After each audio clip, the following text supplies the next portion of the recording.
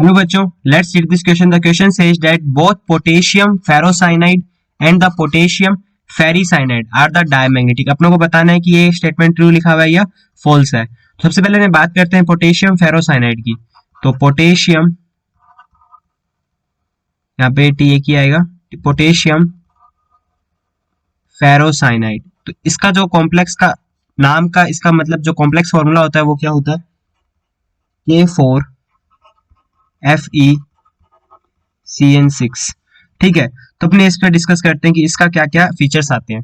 देखो K4 FeCN6, तो यहाँ पे अपने को पता है कि जो अपना Fe है वो +2 के अंदर है, और यहाँ पे जो Cn है वो स्ट्रॉन्ग फील्ड लिगेंड का यूज करेगा. तो यहाँ पे अपने को पता है कि Fe+2 की जो इलेक्ट्रॉनिक कन्फिग्रेशन होती है वो किस इस प्रकार से होगी कि आर्गन 3d6, और यदि अपने इसको इलेक्ट्रॉन्स को इस प्रकार से इसमें डालें 1 2 3 4 5 करके, और यहाँ पे 6 स्ट्रॉन्ग फील्ड लिगेंड है, तो ये आपस में क्या हो जाएंगे?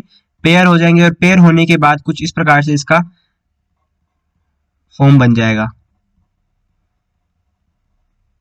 ये दो ब्लॉक्स क्या रह जाएंगे? खाली रह जाएंगे.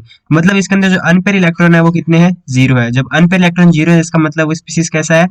डायामैग्नेटिक है. तो मतलब इसका ये वाला स्टेटमेंट, तो इसका ये वाला पार्ट तो क्या है? सही है. अब बात करेंगे अपने सिमिलरली पोटेशियम फेरिसाइनाइड पर.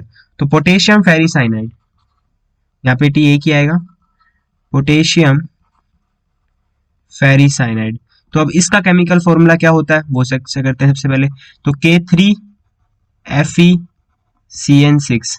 तो यहाँ पे जो अपना आयरन है वो +3 में है, और यहाँ पे भी स्ट्रॉन्ग फील्ड लिगेंड है, और आयरन +3 की जो इलेक्ट्रॉनिक कन्फिग्रेशन होगी वो होगी आर्गन 18 3d5.